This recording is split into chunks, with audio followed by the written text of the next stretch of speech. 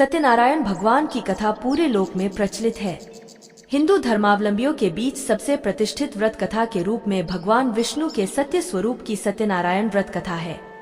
सत्य को नारायण यानी कि विष्णु जी के रूप में पूजना ही सत्यनारायण भगवान की पूजा है। इसका दूसरा अर्थ यह है कि संसार में एकमात्र भगवान नारायण ही सत्य है, बाकी सब माया है। भगवान की पूजा कई रूपों में की जाती है, उनमें से भगवान का सत्यनारायण स्वरूप इस कथा में बताया गया है। इसके मूल पाठ में पाठांतर से लगभग 170 श्लोक संस्कृत भाषा में उपलब्ध है, जो 5 अध्यायों में बंटे हुए हैं। तो चलिए मित्रों, श्री लक्ष्मी नारायण जी के चरणों का ध्यान करते हुए शुरू करते हैं सत्यनारायण जी की कथा। पौराणिक कथा के अनुसार एक बार नारद जी भगवान विष्णु के पास बहुत ही दुखी होकर पहुँचे। उनसे दुखी मनुष्यों के कष्टों को देखा नहीं जा रहा था। तब उन्होंने प्रभु से कहा कि आप कोई ऐसा आसान उपाय बताएं जिससे कि लोगों का कल्याण हो। यह सुनकर भगवान श्रीहरि ने कहा कि जो भी व्यक्ति सांसारिक सुख और मृत्यु के बाद मोक्ष प्राप्त करना चाहता है, उसे श्री सत्यनारायण भगवान की पूजा करनी चाहिए और व्रत करना चाहिए। भगवान विष्णु ने फिर सत्यनारायण व्रत के बारे में विस्तार से बताया, जिसका उल्लेख स्कंद पुराण में मिलता है। इसके बाद जिसने लोगों ने श्री सत्यनारायण भगवान की पूजा की और व्रत रखा, उन सबकी कथा सत्यनारायण व्रत कथा में जुड़ती चली गई। मित्रों, श्री सत्यनारायण कथा का प्रारंभ भगवान विष्णु और नारद जी के वार्तालाप से होते हुए श्रीहरि के सत्यनारायण व्रत एवं पूजन की विधि के वर्णन के साथ राजा उल्कामुख, गरीब लकड़हारा, निर्धन ब्राह्मण, साधु वैश्य, लीलावती, कलावती, धनवान व्यवसायी, राजा तुंगध्वज एवं गोपगणों की कथा तक है। नारद जी के निवेदन करने पर भगवान विष्णु ने बताया कि जो भी अपने कष्टों और पापों से मुक्ति चाहता है, उसे श्री सत्यनारायण व्रत करना चाहिए और इस व्रत की कथा का श्रवण करना चाहिए। इसके पुण्य से सुख, समृद्धि, धन, वैभव, खुशहाली, संतान सब कुछ प्राप्त होता है। श्री सत्यनारायण भगवान की पूजा और कथा का श्रवण कोई भी कर सकता है। इसके लिए किसी प्रकार का कोई बंधन या पाबंदी नहीं है। यह सबके लिए समान फल देने वाला है। श्री सत्यनारायण कथा का प्रथम अध्याय इस प्रकार है। सत्यनारायण व्रत कथा का पूरा संदर्भ यह है कि पुराकाल में शौनकादि ऋषि नैमिषारण्य स्थित महर्षि सूत के आश्रम पर पहुँचे। ऋषिगण महर्षि सूत से प्रश्न करते हैं कि लौकिक कष्ट मुक्ति, सांसारिक सुख समृद्धि एवं पालौकिक लक्ष्य की सिद्धि के लिए सरल उपाय क्या है। महर्षि सूत शौनकादि ऋषियों को बताते हैं कि ऐसा ही प्रश्न नारद जी ने भगवान विष्णु से किया था। भगवान विष्णु ने नारद जी को बताया कि लौकिक क्लेश मुक्ति, सांसारिक सुख समृद्धि एवं पालौकिक लक्ष्य सिद्धि के लिए एक ही राजमार्ग है, वह है सत्यनारायण व्रत। सत्यनारायण का अर्थ है सत्याचरण, सत्याग्रह, सत्यनिष्ठा। संसार में सुख समृद्धि की प्राप्ति सत्याचरण द्वारा ही संभव है। सत्य ही ईश्वर है। सत्याचरण का अर्थ है ईश्वराराधन, भगवत पूजा। कथा का प्रारंभ सूत जी द्वारा कथा सुनाने से होता है। नारद जी भगवान श्री विष्णु के पास जाकर उनकी स्तुति करते हैं। स्तुति सुनने के अनंतर भगवान श्री विष्णु जी ने नारद जी से कहा, महाभाग, आप किस प्रयोजन से यहाँ आए हैं? आपके मन में क्या है? कहिए, वह सब कुछ मैं आपको बताऊंगा। नारद जी बोले, भगवान मृत्युलोक में अपने पाप कर्मों के द्वारा विभिन्न योनियों में उत्पन्न सभी लोग बहुत प्रकार के क्लेशों से दुखी हो रहे हैं। हे नाथ, किस लघु उपाय से उनके कष्टों का निवारण हो सकेगा? यदि आपकी मेरे ऊपर कृपा हो तो वह सब मैं सुनना चाहता हूँ, उसे बताएं। श्री भगवान ने कहा, हे वत्स, संसार के ऊपर अनुग्रह करने की इच्छा से आपने बहुत अच्छी बात पूछी है। जिस व्रत के करने से प्राणी मोह से मुक्त हो जाता है, उसे आपको बताता हूँ, सुने। हे वत्स, स्वर्ग और मृत्युलोक में दुर्लभ भगवान सत्यनारायण का एक महान पुण्यप्रद व्रत है। आपके स्नेह के कारण इस समय मैं उसे कह रहा हूँ। उचित प्रकार से विधि विधान से भगवान सत्यनारायण व्रत करके मनुष्य शीघ्र ही सुख प्राप्त कर परलोक में मोक्ष प्राप्त कर सकता है। भगवान की ऐसी वाणी सुनकर नारद मुनि ने कहा, प्रभु, इस व्रत को करने का फल क्या है? इसका विधान क्या है? इस व्रत को किसने किया और इसे कब करना चाहिए? यह सब विस्तार पूर्वक बतलाइए। श्री भगवान ने कहा, यह सत्यनारायण व्रत दुख शोक आदि का शमन करने वाला, धनधान्य की वृद्धि करने वाला, सौभाग्य और संतान देने वाला तथा सर्वत्र विजय प्रदान करने वाला है। जिस किसी भी दिन भक्ति और श्रद्धा से समन्वित होकर मनुष्य ब्राह्मणों और बंधु बांधवों के साथ धर्म में तत्पर होकर सायंकाल भगवान सत्यनारायण की पूजा करे, नैवेद्य के रूप में उत्तम कोटि के भोजनीय पदार्थ को सवाया मात्रा में भक्तिपूर्वक अर्पित करना चाहिए। केले के फल, घी, दूध, गेहूं का चूर्ण अथवा गेहूं के चूर्ण के अभाव में साठी चावल का चूर्ण, शक्कर या गुड़, यह सब भक्ष्य सामग्री सवाया मात्रा में एकत्र कर निवेदित करनी चाहिए। बंधु बांधवों के साथ श्री सत्यनारायण भगवान की कथा सुनकर दक्षिणा देनी चाहिए। तदंतर बंधु बांधवों के साथ भोजन कराना चाहिए। भक्तिपूर्वक प्रसाद ग्रहण करके नृत्य गीत आदि का आयोजन करना चाहिए। तदंतर भगवान सत्यनारायण का स्मरण करते हुए अपने घर जाना चाहिए। ऐसा करने से मनुष्यों की अभिलाषा अवश्य पूर्ण होती है। विशेष रूप से कलयुग में पृथ्वीलोक में यह सबसे छोटा सा उपाय है। पहला अध्याय समाप्त हुआ। बोलिए भक्तों श्रीमन नारायण नारायण हरि हरि, श्रीमन नारायण नारायण हरि हरि।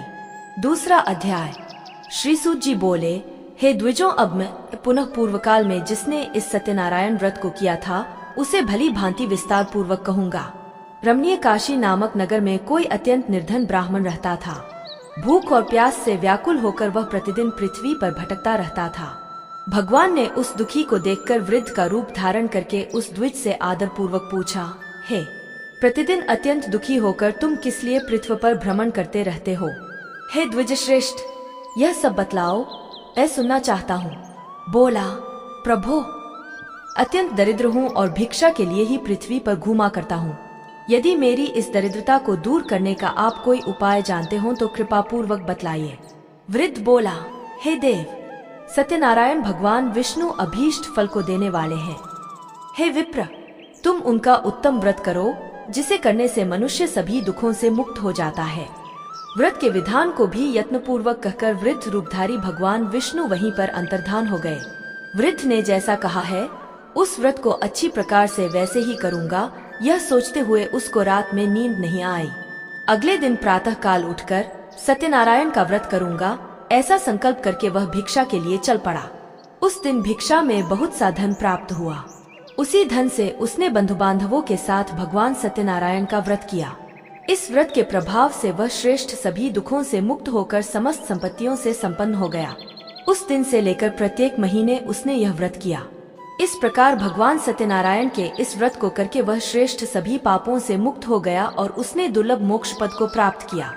हे विप्र, पृथ्वी पर जब भी कोई मनुष्य श्री सत्यनारायण का व्रत करेगा उसी समय उसके समस्त दुख नष्ट हो जाएंगे। इस प्रकार भगवान नारायण ने महात्मा नारद जी से जो कुछ कहा मैंने वह सब आप लोगों से कह दिया। आगे अब और क्या कहूँ? हे मुने, इस पृथ्वी पर उससे सुने हुए इस व्रत को किसने किया? हम वह सब सुनना चाहते हैं। उस व्रत पर हमारी श्रद्धा हो रही है। श्री सूत जी बोले, मुनियों, पृथ्वी पर जिसने यह व्रत किया उसे आप लोग सुने। एक बार वह द्विजश्रेष्ठ अपनी धन संपत्ति के अनुसार बंधु बांधवों तथा परिवारजनों के साथ व्रत करने के लिए उद्यत हुआ। इसी बीच एक लकड़हारा वहां आया और लकड़ी बाहर रखकर उस ब्राह्मण के घर गया। प्यास से व्याकुल वह उसको व्रत करता हुआ देख प्रणाम करके उससे बोला, प्रभो, आप यह क्या कर रहे हैं? इसके करने से किस फल की प्राप्ति होती है? विस्तार पूर्वक मुझसे कहिए। विप्र ने कहा, यह सत्यनारायण का व्रत है जो सभी मनोरथों को प्रदान करने वाला है। उसी के प्रभाव से मुझे यह सब महान धन धान्य आदि प्राप्त हुआ है। जल पीकर तथा प्रसाद ग्रहण करके वह नगर चला गया। सत्यनारायण देव के लिए मन से ऐसा सोचने लगा कि आज लकड़ी बेचने से जो धन प्राप्त होगा उसी धन से भगवान सत्यनारायण का श्रेष्ठ व्रत करूंगा। इस प्रकार मन से चिंतन करता हुआ लकड़ी को मस्तक पर रखकर उस सुंदर नगर में गया जहाँ धन संपन्न लोग रहते थे। उस दिन उसने लकड़ी का दुगुना मूल्य प्राप्त किया। इसके बाद प्रसन्न हृदय होकर वह पके हुए केले का फल, शर्करा, घी, दूध और गेहूं का चूर्ण सवाया मात्रा में लेकर अपने घर आया। तत्पश्चात उसने अपने बांधवों को बुलाकर विधि विधान से भगवान श्री सत्यनारायण का व्रत किया। उस व्रत के प्रभाव से वह धनपुत्र से संपन्न हो गया और इस लोक में अनेक सुखों का उपभोग कर अंत में सत्यपुर अर्थात बैकुंठ लोक चला गया। दूसरा अध्याय समाप्त हुआ। बोलिए भक्तों श्रीमन नारायण नारायण हरि हरि, श्रीमन नारायण नारायण हरि हरि। तीसरा अध्याय। दो चोर पकड़ लाए हैं, इन्हें देखकर आप आज्ञा दें। राजा की आज्ञा से दोनों शीघ्र ही दृढ़ता पूर्वक बांधकर बिना विचार किए महान कारागार में डाल दिए गए। भगवान सत्यदेव की माया से किसी ने उन दोनों की बात नहीं सुनी और राजा चंद्रकेतु ने उन दोनों का धन भी ले लिया। भगवान के शाप से वणिक के घर में उसकी भार्या भी अत्यंत दुखित हो गई और उनके घर में सारा का सारा जो धन था वह चोर ने चुरा लिया। लीलावती शारीरिक तथा मानसिक पीड़ाओं से युक्त, भूख और प्यास से दुखी हो अन्न की चिंता से दर दर भटकने लगी। कलावती कन्या भी भोजन के लिए इधर उधर प्रतिदिन घूमने लगी। एक दिन भूख से पीड़ित कलावती एक के घर गई। वहां जाकर उसने श्री सत्यनारायण के व्रत पूजन को देखा। वहां बैठकर उसने कथा सुनी और वरदान मांगा। उसके बाद प्रसाद ग्रहण करके वह कुछ रात होने पर घर गई। माता ने कलावती कन्या से प्रेम पूर्वक पूछा, पुत्री, रात में तू कहाँ रुक गई थी? तुम्हारे मन में क्या है? कलावती कन्या ने तुरंत माता से कहा, माँ, मैंने एक घर में मनोरथ प्रदान करने वाला व्रत देखा है। कन्या की उस बात को सुनकर वह वणिक की भार्या व्रत करने को उद्यत हुई और प्रसन्न मन से उस साध्वी ने बंधु बांधवों के साथ भगवान श्री सत्यनारायण का व्रत किया तथा इस प्रकार प्रार्थना की, भगवान, आप हमारे पति एवं जामाता के अपराध को क्षमा करें। वे दोनों अपने घर शीघ्र आ जाएं। इस व्रत से भगवान सत्यनारायण पुनः संतुष्ट हो गए तथा उन्होंने नृपश्रेष्ठ चंद्रकेतु को स्वप्न दिखाया और स्वप्न में कहा, नृपश्रेष्ठ, प्रातः काल दोनों वणिकों को छोड़ दो और वह सारा धन भी दे दो जो तुमने उनसे इस समय ले लिया है, अन्यथा राज्य, धन एवं पुत्र सहित तुम्हारा सर्वनाश कर दूंगा। राजा से स्वप्न में ऐसा कहकर भगवान सत्यनारायण अंतर्धान हो गए। इसके बाद प्रातः काल राजा ने अपने सभासदों के साथ सभा में बैठकर अपना स्वप्न लोगों को बताया और कहा, दोनों बंदी वणिक पुत्रों को शीघ्र ही मुक्त कर दो। राजा की ऐसी बात सुनकर वे राजपुरुष दोनों महाजनों को बंधन मुक्त करके राजा के सामने लाकर विनय पूर्वक बोले, महाराज, बेड़ी बंधन से मुक्त करके दोनों वणिक पुत्र लाए गए हैं।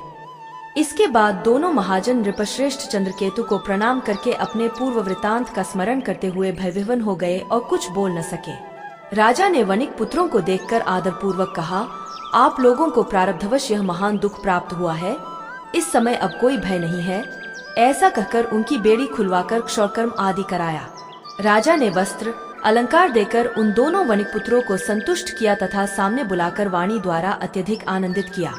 पहले जो धन लिया था उसे दूना करके दिया। उसके बाद राजा ने पुनः उनसे कहा, साधो, अब आप अपने घर को जाएं।